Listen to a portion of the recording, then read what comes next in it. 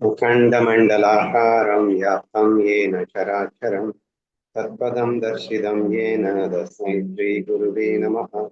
शङ्करं शङ्कराचार्यं केशवं बादरायणं सूत्रभाष्यकृतौ वन्दे भगवन्तौ पुनः पुनः। ईश्वरो गुरुरात्मेति मूर्तिभेदविभागिनी व्योमवद्यात्मदेहाय दक्षिणामूर्तये नमः।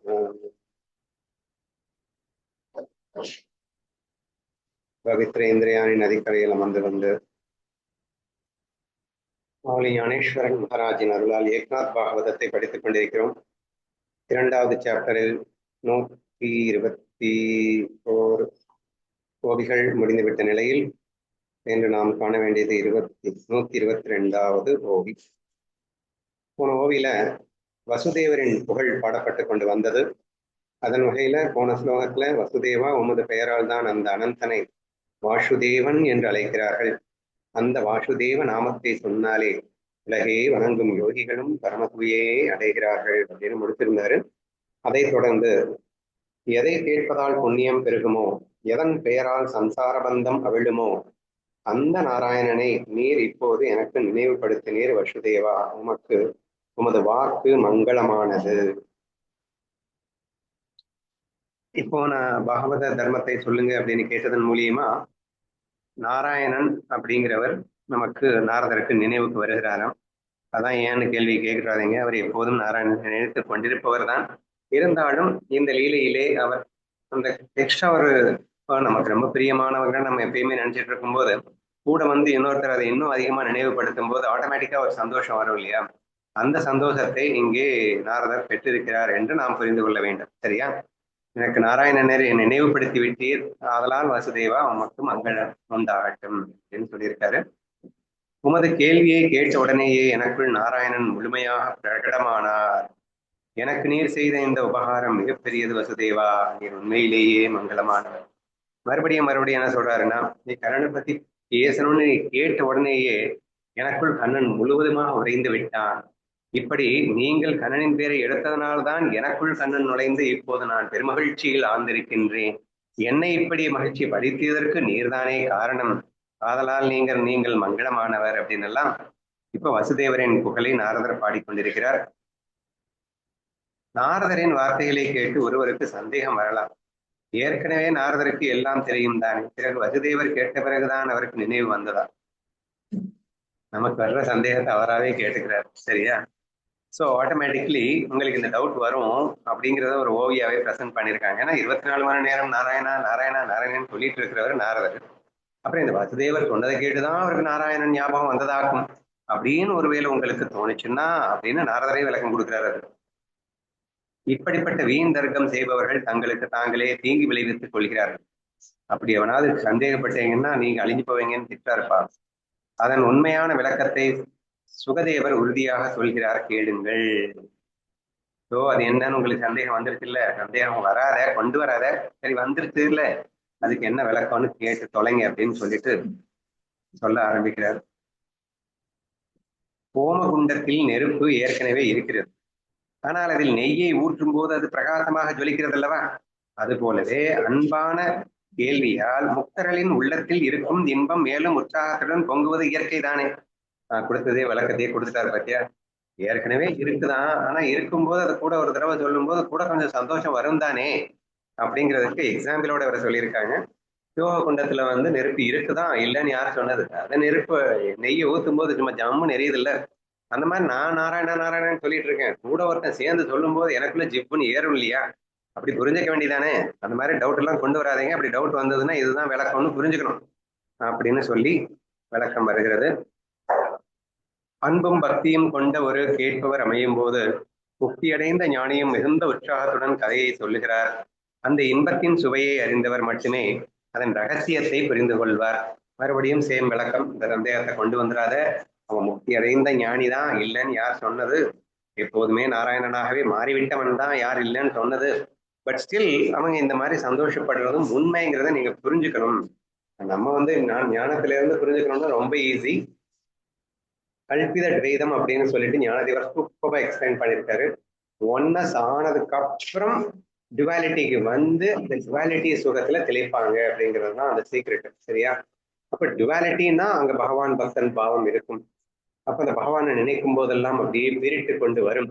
அதே மாதிரி அவங்க தான் 2 பேரும் ஒன்னாயிட்டாங்கல்ல, அப்புறம் ஒன்னானதுக்கு அப்புறம் எப்படி வந்து உயர்வு தாழ்வு இருக்கும், அப்புறம் அந்த அடியேன் பாவம்லாம் எங்கிருந்து வரும் அப்படின்னு உங்களுக்கு சந்தேகம் வந்துடக்கூடாது என்பதற்காக ஞானதேவர் தெளிவா என்ன சொன்னாரு, ஒன்னஸ் ஃபீலில் இருந்து கொண்டே ஆனால் அதாவது ஒன்றுபட்ட நிலையை விட்டுவிடாமலேயே ஆனால் இரண்டாக பிரிந்து விளையாடுவார்கள் அப்படின்னு சொல்லிட்டு. சோ அப்படின்னா எதுக்குன்னா சும்மா நாச்சுக்கும் இப்படி பண்ணுக்காக ஒரு மாயைக்காக இந்த லீலைக்காக அவர்கள் என்ன பண்ணுகிறார்கள்னா வேணுமென்றே இரண்டாக பிரிகிறார்கள் அப்படின்னு நம்ம பார்த்திருக்கோம். கல்பித துவைதம் அப்படின்னா கல்பனையினால ஒரு சும்மா ரெண்டாக உருவாக்கி கொண்டு பகவான் பக்தன் அப்படிங்கிறத ஒரு பாவனையாக ஏற்றுக்கொண்டு இந்த சுகத்தை அனுபவிப்பது அப்படிங்கிறது நம்ம ஏற்கனவே தெரியும். சோ நீங்க அந்த ஒரு விளக்கத்தையும் கூட நீங்க இங்க எடுத்துக்கலாம். இதனால்தான் முக்தர்கள் மூச்சுக்கள் மற்றும் உலகியல் மனிதர்கள் என அனைவருமே பாகவத தர்மத்தால் அமைதி அடைகிறார்கள். வசுதேவர் கேட்ட அந்த கேள்வியால் நாரதர் முழுமையாக மகிழ்ந்தார். ஸோ ஏன் நாரதர் மகிழ்ச்சி அடைந்தார் அப்படின்றதுக்கு இவ்வளவு வழக்கம் போகுதுன்னு நினைக்கிறேன். அதனால கண்டிப்பா முக்தர்களே ஆனாலும் முக்ஷுக்களே ஆனாலும் யாரானாலும் இந்த பாகவத தர்மத்தை கேட்டால் மனம் பூர்ண அமைதியை அடையும். அப்படிங்கிறப்போ நாரதர் மகிழ்ந்ததில் ஆச்சரியம் ஒன்றுமில்லை என்று அந்த வசுதேவர் கேட்ட கேள்வியால் நாரதர் மகிழ்ந்ததில் ஆச்சரியம் ஒன்றுமில்லை அப்படின்னு இந்த ஓவியம் சொல்லுது.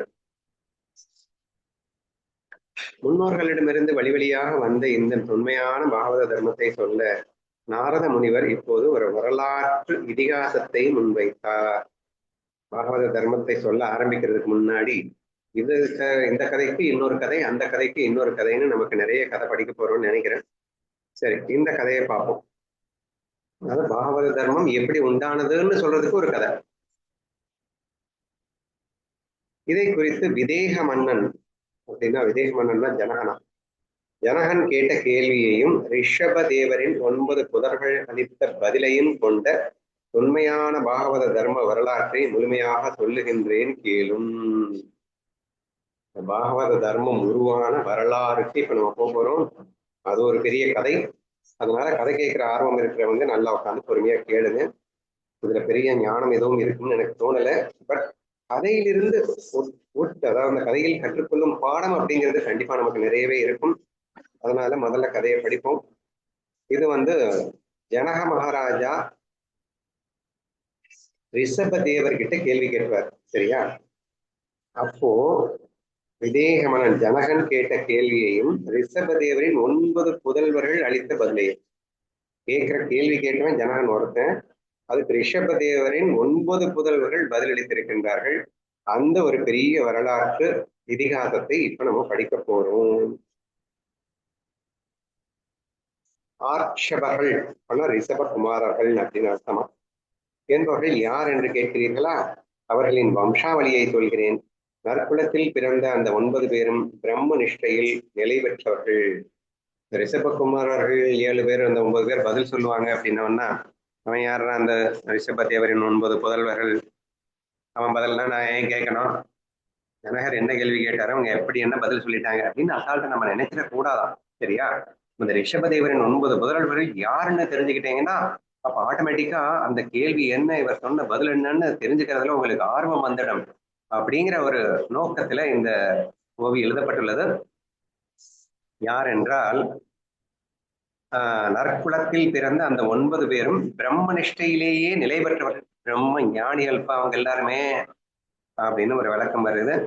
சுயம்பு மனுவின் புதல்வர் பிரியவர்தன், அவருடைய மகன் புகழ்மிக்க அக்னிதரனின் மகன் நாவி சக்கரவர்த்தி ஆவார். இது என்னது புதுசா இன்னொரு கதை போகுது. சுயம்பு மனுவின் புதல்வர் பிரியவர்தன், அவர் பெற்ற பிள்ளை அக்னிதரனின் மகன் நாபி சக்கரவர்த்தி அப்படின்னு வந்திருக்குமா கதை. போக போக புரியுதான்னு பார்ப்போம். அந்த நாபி மன்னருக்கு மகனாக ஞானத்தின் வடிவமும் வாசுதேவனின் அம்சமுமான ரிஷபதேவர் பிறந்தார். ரிஷபதேவருடைய வரலாறு போகுதுப்பா. ரிஷபதேவருடைய அப்பாவுக்கு அப்பாவுக்கு அப்பால இருந்து ஆரம்பிக்கிறோம். சரியா? ஸோ இந்த சுயம்பு மனுவின் புதல்வர் பிரியவர்தன் அப்படிங்கிறவர் யாரு? ரிஷபதேவருடைய அப்பாவுக்கு அப்பாவுக்கு அப்பா. சரியா?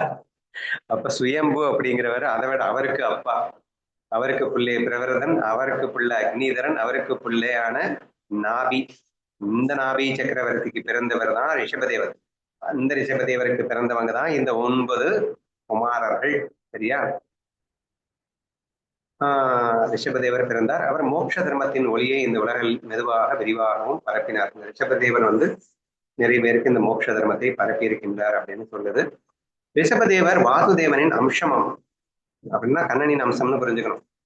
இந்த உலகில் மோட்ச தர்மத்தின் மீது நம்பிக்கையை உண்டாக்கி அதை நிலைநிறுத்தவே அந்த ஜெகதீஸ்வரன் எடுத்த அவதாரம் இது.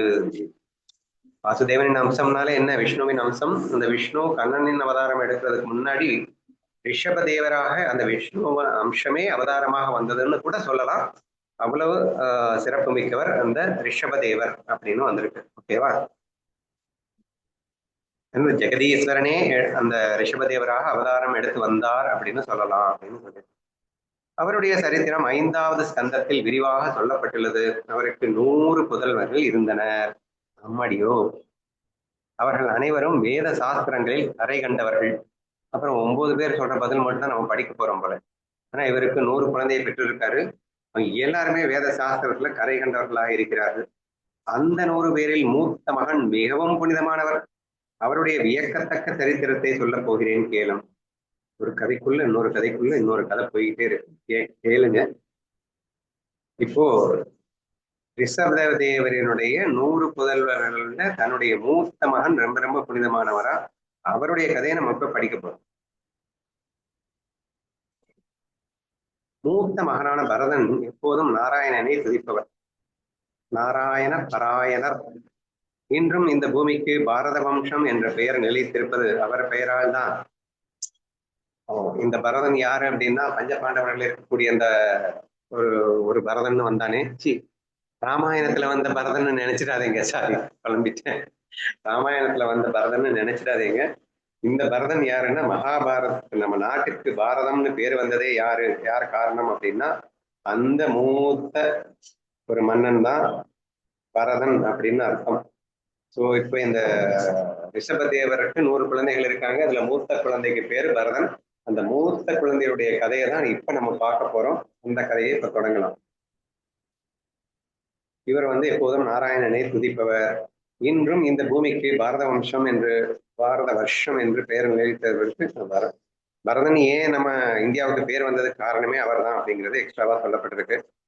மனம், வாக்கு, செயல் என 3ஆலும் அவர் இடைவிடாத நாராயணனை வழிபட்டார். அரசாட்சியிலே இருந்தாலும் அவர் ஆத்ம ஞானத்தின் பாதையிலிருந்து சற்றும் விலகவில்லை. ஒரு மன்னனாகவும் இருந்திருக்காருப்பா.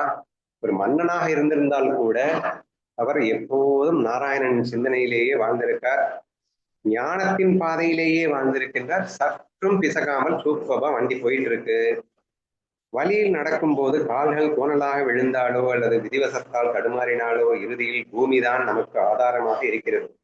அதை போல அவர் செயல்கள் மாறினாலும் நோக்கம் மாறவில்லை. அப்படி சொல்லியிருக்காங்க. ஸோ போற போக்குல உலகமான கஷ்டங்கள் வரலாம், அது வரலாம், இது வரலாம். ஸோ என்னதான் தடுமாற்றம் இருந்தாலும் நம்ம எக்ஸாம்பிள் பாத்தீங்கன்னா பூமி தடுமாறினா கீழே தானே விழ போறோம். அந்த பூமி இறுதியில் பூமி தான் நமக்கு ஆதாரமாக இருக்கிறது. ஸோ அதுல இருந்து நம்ம மிஸ் ஆக போறதில்லை. பூமிக்கும் கீழே போயிட போறதில்லை இல்லை. அந்த மாதிரி இவருடைய வாழ்க்கையில எவ்வளவு துன்பங்கள், கஷ்டங்கள், திருப்பங்கள் என்ன வந்தாலும் இவருடைய அந்த ஞான இலக்கு அப்படிங்கிறது மட்டும் மிஸ் ஆகவே இல்லையா. அவ்வளவு தெளிவா ஞான பயணத்துல இவர் வண்டி எடுத்துட்டு போயிட்டு இருக்காரு. அவர் செயல்கள் மாறினாலும் நோக்கம் மாறவில்லை அப்படின்னு சொல்லியிருக்காரு. ஓகேவா? அரசாட்சியை நிர்வகிக்கும் போது அதற்குரிய கடமைகளை செய்யும் போது அவருடைய ஆத்ம உணர்வு நிஜாத்மதா சற்றும் மாறவில்லை. அப்ப பெரிய ஞானியாவே வாழ்ந்திருக்காருப்பா. ஞானியா இருந்து ஒரு மன்னனாகவும் வாழ்ந்திருக்கார்.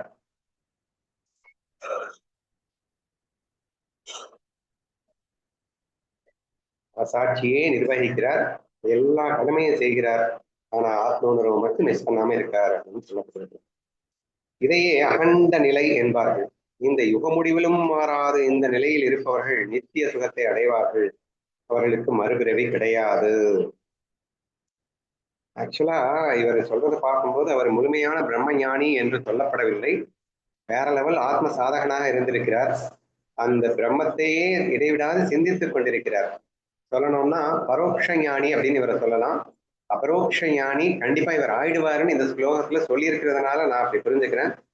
அகண்ட நிலை அப்படின்னா எந்நேரமும் இடைவிடாது பிரம்மம்னு சிந்தித்துக் கொண்டிருக்கிறார். பிரம்மம் ஆகிவிட்ட பிறகு அதை நம்ம சிந்திக்கணும்னு அவசியம் இல்லை. அகம் பிரம்மாஸ்மின்னு நம்ம சொல்லிக்கிட்டே இருக்கணும்னு கூட இல்லை அப்படின்னு தான் நம்ம அடிக்கடி சொல்லியிருக்கோம். பட் இங்க இடத்துல இவர் சொல்லிட்டு இருக்காரு அப்படின்னா ஒரு மிகப்பெரிய உத்தம சாதகனாக நீங்கள் இவரை காண வேண்டும் அப்படின்னு எடுத்துக்கோங்க. சரியா? ஏன்னா இந்த மாதிரி இருக்கிறதுனால அவர் கண்டிப்பா நித்திய சுகத்தை அடைவார்கள், கண்டிப்பா மறுபிறவி அவங்களுக்கு இருக்காது அப்படின்னு போகுது கதை. இப்படிப்பட்ட நன்னடத்தை கொண்ட நாராயண பராயணர் என்பதன் பொருளை விரிவாக விளக்குகிறேன் கேளும். மறுபடியும் மனிதர்களின் தொகுப்பை நார என்பார்கள். அவர்களுக்கு அயனமானவர் அப்படின்னா இருப்பிடமானவர் என்பதால் ஆத்மாவிற்கு நாராயணன் என்று இன்னொரு பெயரும் உண்டு. நாராயணன் அப்படின்னாலே நரனின் இருப்பிடம் அப்படின்னு அர்த்தமா. அப்படின்னா நரன் தன்னுடைய இருப்பிடமான ஸ்வரூபத்தில் இருக்கிறான் அப்படின்னு அர்த்தமா. அதனால நாராயணன் அப்படின்னு பேராம். அவரிடம் பராயணராக இருப்பது என்றால் தனது அகங்காரத்தை முழுமையாக துறந்து அவரிடமே சரணடைந்து அவராகவே மாறிவிடுவது என்று பொருள். நாராயண பராயணர் அப்படின்னு அந்த பரதனுக்கு ஏன் பேர் வந்தது அப்படின்னா, நாராயணன்னா யாரு? ஆத்மா. பராயணர்னா என்ன? அந்த ஆத்மாவிலேயே எப்போதும் ஒன்றி இருப்பவர்களை பராயணர்னு சொல்லுவாங்களாம். அப்ப நாராயண பராயணர்னா என்னன்னா, சதா சர்வகாலமும் கண்ணனை நினைத்துக் கொண்டு ஆத்மாவையே நினைத்துக் கொண்டு வாழ்க்கையை ஓட்டி கொண்டிருப்பவர் அப்படின்னு அர்த்தமா. ஓகேவா? அப்படிப்பட்டவர் தான் ரிஷபதேவரின் மகனான பரதன். அவருடைய கீர்த்தி உலகிலேயே மிகவும் புனிதமானது. அந்த பரதன் இந்த நிலத்தை ஆட்சி செய்ததால் இதற்கு பாரத வருஷம் என்று பெயர் வந்தது. எந்த ஒரு நற்காரியத்தை தொடங்கும் போதும் சங்கல்பத்தில் இன்றும் அவர் பெயர் நினைவு கூறப்படுகிறது. பாரத வருஷம்னு பேர் வந்ததோட மட்டும் இல்லாம பொதுவா யாராவது நல்ல விஷயம் சொல்ல போறாங்கன்னா இவருடைய பெயர் வச்சுதான் எல்லாத்தையுமே செய்வாங்களாம். இந்த அளவுக்கு பெயர் போனவராக இந்த பரதன் இருந்திருக்கிறார் அப்படின்னு சொல்லப்பட்டிருக்கிறது. அவர் ஆத்ம ஞானியாக இருந்தாலும் உலகப்பற்று எவ்வளவு ஆபத்தானது என்பதற்கு அவருடைய வாழ்க்கையில் நடந்த அடுத்த கட்டத்தை விளக்கப் போகின்றேன், கேளுங்கள். ஆத்ம ஞானியா இருந்தா அவருக்கு என்ன அந்த ஆபத்து வரப்போகுது? சரி, பார்க்கலாம். அவருடைய பெயரால் இது பாரத கண்டம் என்று அழைக்கப்பட்டது. அவருடைய அபாரமான வலிமை மற்றும் கதையை தொடர்ந்து கேளுங்கள். கேட்கிறோம். அவர் திசைகளை வென்று கடலால் சூழப்பட்ட நிலப்பரப்பை ஆட்சி செய்தார். தேவர்கள் கூட கண்டிராத பலவிதமான சுகபோகங்களை அனுபவித்தார். அவர் பெரிய மன்னனா இருக்கிறதுனால எல்லாத்தையும் வென்று, திசைகளை வென்றுன்னா எல்லா கண்ட்ரிஸையும் ஜெயிச்சிருக்காரு. கடலால் சூழப்பட்ட நிலப்பரப்பை எல்லாம் அவரே ஆட்சி செய்திருக்கிறார். அவ்வளவு பெரிய பெரிய பராக்கிரமசாலியா இருந்திருக்கிறார். பெரிய மன்னன் அல்லவா. அதனால பொதுவா சொர்க்கலோகத்துலதான் பயங்கரமான கேளிக்கைகள் சுகங்கள் அப்படின்னாலே அது சொர்க்கலோகம் என்று சொல்லப்படும். அவர்கள் கூட கண்டிராத சுகத்தை நம்ம சுக போகங்களே எல்லாம் அந்த பரதன் அனுபவித்தாராமா. ஓகேவா? அன்பான மனைவி, புதல்வர்கள், நல்ல அமைச்சர்கள் என அனைத்தும் அமைய பெற்றிருந்தும் அந்த வியக்கத்தக்க சுகபோகங்கள் அனைத்தையும் அவர் துறந்தார். எப்பேற்பட்டவர்னு பார்த்துக்கோங்க. கிட்டத்தட்ட நம்ம புத்தர் மாதிரி இருக்காரு அப்படின்னு நினைக்கிறேன். ஏன்னா புத்தர் அவங்க அப்பா வேற லெவல்ல எல்லா சுகங்களையும் போட்டு கொடுத்தாலும் இவருக்கு ஞானதாகம் வந்த உடனே எல்லாத்தையும் தூக்கி குப்பையில போட்டு போங்கடா அப்படின்னு சொல்லிட்டு அவர் பாட்டு போயிட்டாருன்னு தெரியும் இல்லையா? அவர் ஞாபகம் எனக்கு இந்த இடத்துல வருது. இவரும் அவ்வளவு இறந்தும் கூட எல்லாத்தையும் தொடர்ந்துட்டாராம். சரியா? இவ்வளவு போக்கியங்களுக்கு பிறகு தன் பேராசை துறந்து தனது உண்மையான நலனை கருதி ஹரிபஜனை செய்வதற்காக அவர் புறப்பட்டார். இப்ப இது என்ன புரிஞ்சுக்கணும்னா, அவர் ஞானி ஆறதுக்கு முன்னாடி இவ்வளவு ஒரு நல்ல தன்மையில இருந்தாலும் அவர் எப்படி ஞானி ஆனார்ன்ற கதை தான் இங்க வரப்போகுது அப்படின்னு புரிஞ்சுக்கோங்க. சரியா? சரி, எல்லாத்தையும் திறந்துட்டு ஹரிபஜனை செய்வதற்காக இப்பதான் சாதகன் அப்படின்னு முழுமையான ஒரு ஆத்ம சாதகனாக மாறி இருக்கிறார் அப்படின்னு புரிஞ்சுக்கோங்க. எல்லாத்தையும் திறந்துட்டு ஹரிபஜனையில ஈடுபட்டு இருக்கிறார். அரசு போகங்களை அனுபவிப்பவர்களுக்கு துறவு எளிதில் வராது. ஆனால் பரதன் சுகங்களை அடியோடு துறந்து ஸ்ரீபதியை சேவித்தது ஒரு பெரும் சாதனையாகும். சரியா? இதெல்லாம் சாதகர்களான நமக்கு ஒரு மிகப்பெரிய மோட்டிவேஷனலா இதை பார்த்துக்கோங்க நீங்க. ஸோ அவ்வளோ ஒரு ஏன்னா எவ்வளவு சுகத்தையும் வந்து அவரா வெட்டிட்டு போகணும் நம்ம கடினத்தாரம் நினைக்கும் போது ஆச்சரியமா இருக்கும். ஏன்னா அத்தனை கோடிகளை வந்து எவனையாவது சூறையாட செய்யுங்கள், எனக்கு தேவையே இல்லைன்னு எல்லாத்தையும் விட்டுட்டு அவர் மட்டும் பிச்சை எடுத்து போயிட்டாரு. சரியா? அது நமக்கு எவ்வளவு ஒரு புல்லரிப்பாவும் ஆச்சரியமா இருக்கு இல்லையா? கிட்டத்தட்ட அந்த மாதிரி தானே இவரும். ஏன்னா அரசனே வந்து கட்டினத்தார்ட்ட போய் கடன் வாங்க வேணாம், இப்படிப்பட்ட செல்வந்தராக இருந்து எல்லாத்தையும் தூக்கி போட்டு போனாரு அப்படின்னு கடினத்தாரை பார்க்குற மாதிரி நீங்க இவரை பார்க்கலாம். ஸோ அந்த அளவிற்கு ஒரு விரக்தனாக வாழ்ந்திருக்கிறார், வைராகிய சீலனாக வாழ்ந்திருக்கிறார். அந்த பரதன் சுகங்களை அடியோடு திறந்து ஸ்ரீபதியைனா கண்ணனை சேவித்தது ஒரு பெரும் சாதனையாகும் என்றே நம்ம சொல்லலாம். உண்மையில் அவர் இந்த பிறவிலேயே முக்தி அடைந்திருக்க வேண்டும், ஆனால் மற்றொரு பிறவி எடுக்க வேண்டிய சூழல் ஏற்பட்டது. அதன் ரகசியத்தை இப்போது சொல்லப் போகின்றேன், கேளுங்கள். அப்போ இவ்வளோ ஒரு மெச்சூர்டா இவ்வளோ ஒரு உத்தம சாதகனா இருந்தான்னா அப்புறம் அந்த பிறவிலேயே முக்தி அடையாம என்ன செய்வாங்களாம்? ஆனாலும் அவருக்குள்ள என்னமோ நடந்திருக்கு, அவர் இன்னொரு பிறவி எடுக்க வேண்டியது வந்தது, அதன் ரகசியத்தை சொல்ல போகின்றேன் அப்படின்னு கதை போகுது. ஒரு பெண் மான் நீர் அருந்தி கொண்டிருந்த போது சிங்கத்தின் கர்ஜனையை கேட்டு பயந்து ஒரே பாய்ச்சலாக குதித்தது. அப்போது அது சினைப்பட்டிருந்ததும் கூட. ஓகேவா? ஒரு பெண் மான் நீர் அருந்தி கொண்டிருக்கிறதுப்பா. அப்போ திடீர்னு ஒரு சிங்கத்தின் கர்ஜனையை கேட்ட உடனே அது வந்து பயந்து போயிட்டு ஒரு பயங்கரமான பாய்ச்சலோட குதிக்கிறது. அது வேற அந்த நேரத்துல கர்ப்பிணியாக இருந்திருக்கின்றது. பயத்தினால் ஜடபரதர் கதை மாதிரி வருதுன்னா அந்த பரதன் சொன்னது ஜடபரதர் தான் சொல்லியிருக்காங்க. அப்படித்தான் தெரியுது எனக்கும். பயத்தினால் அதன் கரு கலைந்து நீரில் விழுந்தது. அப்போது அங்கு குளித்துக் கொண்டிருந்த பரதன் கருணையினால் அந்த மான் குட்டியை தூக்கி எடுத்து காப்பாற்றினார். அந்த கரு கரைஞ்சு அந்த தண்ணியில மான் குட்டி விழுந்துருச்சு. இவர் ஆட்டோமேட்டிக்கா அங்க குளிச்சிட்டு இருந்திருக்காரு, அதனால மிக கருணையோடு அந்த மான் குட்டியை தூக்கி எடுத்து காப்பாற்றிட்டார். ஓகேவா? தாய்மான் திரும்பி வரவில்லை. தாய் இல்லாத அந்த குட்டி மிகவும் பரிதாபமாக இருந்தது. பரதன் ஜீவ காருண்யத்தால் அதை வளர்த்தார். ஆனால் பாவம் மெல்ல மெல்ல அதன் மீது அதிக பற்றும் கொண்டார். பற்று வருது அப்படிங்கிறப்பவே அந்த மமதைங்கிற ஒரு வார்த்தையும் சேர்ந்து இங்க யூஸ் பண்ணியிருக்காங்க. ஏன்னா மமதா அப்படின்னு சான்ஸ்கிரிட்ல சொல்லப்பட்டிருக்கு. ஸோ அகங்காரமுக்கும் பற்றுக்கும் வேற வேற டிஃபரன்ஸ் எல்லாம் கிடையாது. பற்று இருந்ததுன்னா அகங்காரம் இருக்குன்னு தான் அர்த்தம். மமதைனா இந்த இடத்துல எனதுன்னு சேர்த்து புரிஞ்சுக்கோங்க. நான் எனது எனது அப்படிங்கிறத இந்த இடத்துல மமதைன்னு எடுத்துக்கலாம். ஏன்னா இது வரைக்கும் எல்லாத்தையும் திறந்துட்டார்ல, இப்ப இந்த மான் குட்டி எனதாயிடுச்சு அவருக்கு அப்படின்னு கூட எடுத்துக்கலாம். நீராடும் போது ஜபதபங்கள் செய்யும் போது அவருக்கு மான்குட்டியின் நினைவே வந்தது. தியானம் செய்ய தொடங்கினால் பரதனின் மனம் மான்மயமானது. அமரும் போது, உண்ணும் போது, உறங்கும் போது என எந்த நேரமும் இந்த மானையை நினைத்தார். மான் கண்ணில் தெரியவில்லை என்றால் தியானத்தை விட்டுவிட்டு பதற்றத்துடன் எழுவார். ஐயையோ அவன் விழுந்துட்டாருப்பா பற்றுல. மான் மீது பற்று அதிகமாக இருந்த போது அந்த மான் காடு நோக்கி சென்றது. அதை பற்றி வருந்தி கொண்டிருந்த போதே காலன் பரதனின் உடலை நெருங்கியது. மான் காட்டுக்குள்ள போயிடுச்சு. ஐயோ மான காணுமே அப்படின்னு இவர் கவலைப்பட்டு இருக்கும்போது யமன் வந்துட்டாரு பரதனை தூக்கிட்டு போறதுக்கு. எனவே பற்று மமதை இருக்கும் இடத்தில், நான் எனது இருக்கும் இடத்தில் மரணத்தின் பயம் இருக்கிறது. மரண பயம் யாருக்கு இருக்கும்? நான் எனது இருக்கிறவனுக்கு மட்டும்தான் இருக்கும். நான் எனது இல்லாதவனுக்கு மரண பயமே இருக்காதான். பற்றற்றவனை பிறப்பு இறப்பு தீண்டுவதில்லை என்பதல்லவா உண்மை. நான் எனது இல்லைன்னா நீ சாகவே மாட்டேன். ஏன்னா இந்த ஞானதேவர் என்ன சொல்லுவாருன்னா, அவன் இருக்கும் போதே இந்த உடல் நான் இல்லைன்னு சொல்லிட்டு அவன் எப்பவோ வந்து விடலை விட்டுட்டானே. இன்னைக்கு நம்ம ஞானேஸ்வரியில 8வது அத்தியாயத்துல பார்த்தோம். அவர் என்ன சொல்லியிருக்காரு? உடம்போட இருக்கும் போதே உடம்புல இருந்து வெளியே போயிட்டான்.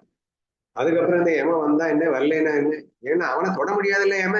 இந்த உடம்பு தானே எதையாவது பண்ணி ஆகணும், அது நான் இல்லைன்னு தெளிவாயிட்டு அவர் பாட்டுக்கு இருக்காரு அப்படிங்கிற அந்த ஸ்டேஜ் இஸ் டோட்டலி டிஃப்ரெண்ட். ஆனா இங்க பாவம் நான் எனதுன்னு ஒட்டிக்கிச்சு. இப்போ எனதுன்னு ஒண்ணு ஒட்டிக்கிச்சுன்னா அப்புறம் நான் ஸ்ட்ராங் ஆயிடுச்சு. பாவம் இந்த உடல்ல ஒட்டிட்டு இருக்காரு அப்படிங்கிறப்போ யமனின் கண்டிப்பாக அந்த யம பயம் அப்படிங்கிறது நமக்கு வரத்தான் செய்யும். பரதன் ஒரு மாபெரும் தபஸ்வி. அவரிடம் மரணம் எப்படி நுழைய முடியும்னால் பற்று எனும் சிறு ஓட்டையை கண்டு அதன் வழியாக மரணம் அவரை தோற்றியது. உயிர் பிரியும் போது அவருக்கு மானின் நினைவே இருந்ததால் அவர் அடுத்த பிறவியில் மானாக பிறந்தார். மறுபிறவிக்கு இதுவே காரணமாக அமைந்தது. ஸோ நீ சொன்ன மாதிரி இந்த ஜடபரதர் கதை தான். பட் இந்த கதையில நமக்கு என்ன ஒரு ஸ்ட்ராங் ஹோல்டு அப்படின்னா, பேர்பட்ட மனுஷன் பயங்கரமான வைராகிய சீலனாக இருந்திருக்கிறார். தொடர்ந்து நம்ம புத்தர் ரேஞ்சுக்கு வந்து எல்லாத்தையும் தூக்கி குப்பையில போட்டு நான் பாட்டு ஹரிநாமம் பண்ணணும் அப்படின்னு வந்தவருக்கே இந்த கதின்னா, இப்ப நம்ம எந்த அளவுக்கு உஷாரா இருக்கணும் அப்படிங்கிறது நீங்க புரிஞ்சுக்கணும். ஓகேவா? கருணையினால் செய்தாலும் உலக பொருட்களின் சேர்க்கை யோகிகளின் தவத்தை கலைத்து விடுகும். எனவே பற்றற்று இருப்பவனே உண்மையான சாதகம். ஏன்னா மோஸ்ட்லி நம்ம எல்லாம் வந்து இந்த மாதிரிதான் ஏமாற்று. இந்த கருணைன்ற அடிப்படையில நான் வந்து பண்ணிட்டு இருக்கேன், நான் வந்து லவ்ல தான் பண்ணிட்டு இருக்கேன், நான் லைக்ஸ்ல இல்ல. அப்புறம் வந்து எப்படி இந்த மான்குட்டியை அப்படியே விட்டுட்டு போக முடியுமா? அது லவ் இல்லை இல்லையா? சாரி, அது வந்து அன்புக்கு எதிரானதல்லவா? அன்புடையவன் அதை காக்க வேண்டியது கடமை அல்லவா? இப்படின்னு ஆரம்பிச்சு பொருளை போய் ஃபுல் அடிக்ஷன் ஆகி ஒட்டிக்கிறது. இப்படித்தான் நமக்கு ஸ்டார்ட் ஆகிறோம். அப்படிங்கிறதுனால முதலே நீங்க ரொம்ப எச்சரிக்கையா இருக்கணும். ஸோ கருணை அப்படிங்கிற பேர்ல அடிக்ட் ஆறதுங்கிறது டேஞ்சர் அப்படிங்கிறது புரிஞ்சுக்கணும் அப்படின்னு சொல்றாரு. உலக பொருட்களின் சேர்க்கை யோகி, அது கருணைன்ற பேர்ல நீ வந்து உலக பொருட்களை சேர்த்துக்கிட்டா கூட இந்த மான் மேல உள்ள கருணையில தான் நீ இப்போ உன்னோட ஒட்டிக்கிட்டேன்னா அவுட்டு தானே. நீ கருணைன்ற பேர்ல ஒட்டினா என்ன, நீ எந்த பேர்ல ஒட்டினா என்ன, ஒட்டிட்டாலே நீ அவுட்டு தானே. அப்ப அடிக்ஷன்றது எந்த ரூபத்துல வந்தாலும் அடிக்ஷன் தானே என்ற விஷயம் இங்கே சொல்லப்படுகிறது என்று புரிந்து கொள்ளுங்கள். யோகிகளின் தவத்தை குறைத்து விடுகிறது. எனவே பற்றற்று இருப்பவனே உண்மையான சாதகன். பத்து இருந்துச்சுன்னா உன்னால தவம் பண்ணவே முடியாது. மான் நினைவோடு இருந்ததால் மானாக பிறந்தார். அதுபோல கிருஷ்ண நினைவோடு இறப்பவன் கிருஷ்ணனாகவே மாறுகிறான். அது மான் நினைவோடு அவர் பிறந்தாருன்றதுக்காக மானா பிறந்துட்டாரு. இப்ப நம்ம எப்படி சாகணும் அப்படின்னு இன்டெரக்டா சொல்லி கொடுக்குறாரு. அதனால நீங்க வந்து கிருஷ்ண நினைவோடவே இருந்துருங்க, சாகும்போது கிருஷ்ணனாகவே நம்ம மாறிடலாம் அப்படின்னு ஒரு ஹிண்ட் கொடுக்கப்பட்டிருக்கு. இறுதி நேரத்தில் என்ன எண்ணம் இருக்கிறதோ அதுவே அடுத்த பிறவியில் கதியை தீர்மானிக்கின்றது. எனவே இரவும் பகலும் ஸ்ரீகிருஷ்ணனையே சிந்திக்க வேண்டும். இது 8வது அத்தியாயத்துல பகவத்கீதையில மிக விரிவாக சொல்லப்பட்டிருக்கின்ற விஷயம்தான் இப்போது நாம் இந்த பாகவத தர்மத்துல படிச்சுட்டு இருக்கோம். கண்டிப்பா இது சத்தியம். ஏன்னா வேதம் சொல்லுகின்றது, ஆகமும் சொல்லுகின்றது. இதை நினைத்துக் கொண்டிருக்கிறாயோ அதுவாகவே நீ ஆவாய் அப்படிங்கிற சத்திய உண்மை இங்கே மீண்டும் பிரகடனப்படுத்தப்படுகிறது.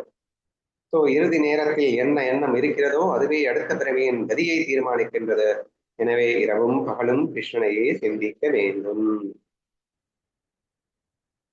மானாக பிறந்தாலும் பரதனுக்கு தன் முற்பிறவியின் கிருஷ்ண பக்தி நினைவு இருந்தது. முன்பு செய்த தவப்பயன் ஒருபோதும் வீண் போகாது. திருக்குறள் மறந்து போயிடுச்சு. எளிமைக்கும் ஏமா படைத்து, எளிமைக்கும் ஏமா புடைத்து அப்படின்னு. அதாவது ஒருவன் இந்த ஜென்மத்தில் கற்ற கல்வியானது அவனுக்கு 7 ஜென்மங்களுக்கும் தொடர்ந்து வரும் அப்படின்னு ஒரு குறள் இருக்கு. எனக்கு எக்ஸாக்ட்லி குறள் ஞாபகம் இல்லை, கரெக்டா ஞாபகம் இல்லை. சரியா? ஸோ இங்கே பாவம் போன ஜென்மத்துல வேற லெவல்ல கிருஷ்ண பக்தியில இருந்தவர்ல எல்லாத்தையும் திறந்துட்டு இல்லை, எந்நேரமும் கிருஷ்ண பக்தியில இருந்தாரு. கடைசியில தான் பாவம் மான்குட்டியில மாட்டிட்டாரு. அதனால அவருக்கு அந்த முன் ஜென்ம நினைவுகள் வந்து அவருக்கு ஹெல்ப் பண்ணாமல்லாம் இல்லை. முன்பு செய்த தவப்பவன் ஒருபோதும் வீணாகாது. 3வது பிறவியில் அவர் ஜடபரதன் என்ற பெயர் பெற்றார். இது வேற ஜடபரதன்பா, இப்பதான்ப்பா ஜடபரதனே வர்றாரு. சரியா? பரதன் வேற, ஜடபரதன் வேற அப்படின்னு புரிஞ்சுக்கோ. ஆனா அந்த பரதன் அரசன் தான் அடுத்த பிறவி மான் பிறவி, அதுக்கு அடுத்த பிறவி ஜடபரதன் அவரே தானா? ஓ, ஜடபரத பிறவியில மாட்டிக்கல, அப்ப முக்தி ஆயிட்டாரு அப்படின்னா? ஆமா ஆமா. சரி சரி, நாங்க கதை கேட்கும்போது ஜடபரதன் மாட்டிக்கிட்டாருன்னு நீங்க சொல்லுவீங்க, அதனால தப்பா பண்ணிக்கிட்டேன். 3வது பிறவிதான் ஜடபரதன். அப்ப ஜடமா இருந்து அவர் வந்து ஞானத்தை மறக்காம இன்னும் வைராகியமா பற்றற்றவரா இருந்து ஜீவன் முக்தி அடைஞ்சிட்டாரு. Okay okay. இப்ப பிரச்சனை வந்து பரதன்ட்ட தான் இருந்திருக்கு, ஜடபரதன்ட்டு இல்ல, அப்படித்தானே? ஆமாண்ணா. சரி, கதையை படிப்போம். 3வது பிறவியில் அவர் ஜடபரதன் என்ற பெயர் பெற்றார். இந்த பிறவியில் எதிலும் பற்றற்றவராக இருந்து நித்திய முக்தியை அடைந்தார். ஆமாம்பா, ஜடபரதன்ல எந்த பற்றும் வைக்கல, ரொம்ப தெளிவு. போன தடவை பட்டாடி போதும்பா சாமின்னு தெளிவா இந்த பிறவியில பற்றற்றவராகவே வாழ்ந்து நித்திய முக்தியை அடைந்து விட்டார் என்று கதை சொல்லுகிறது. பல பிறவிகளின் குறைகளை இந்த பிறவியில் தீர்த்து ஆத்ம ஞானத்தை உணர்ந்து பரபிரம்ம நிலையை அடைந்தார். ரிஷபதேவரின் 100 புதல்வர்களில் மூத்தவரான பரதனின் நிலை இது. மற்றவர்களின் நிலையை தொடர்ந்து கேளுங்கள். ஐயோ 100 கதை சொல்ல போறாரா? ஏன் ஐயோன்னு சொன்னேன்னு தெரியல, வந்துருச்சு வாயில. அவ்வளவுதான், டிரான்ஸ்லேட்டே பண்ணி வச்சிருக்கேன். நான் இன்னைக்கு 50 ஓவியம் எங்க நம்ம படிச்சு முடிக்க போறோம்னு நினைச்சேம்மா, அதுக்குள்ள 5 மணிக்குள்ள நான் கதையை முடிச்சிட்டேன். மீண்டும் நாளை தொடர்வோம். ஏன்னா டிரான்ஸ்லேட் பண்ணி வைக்கல.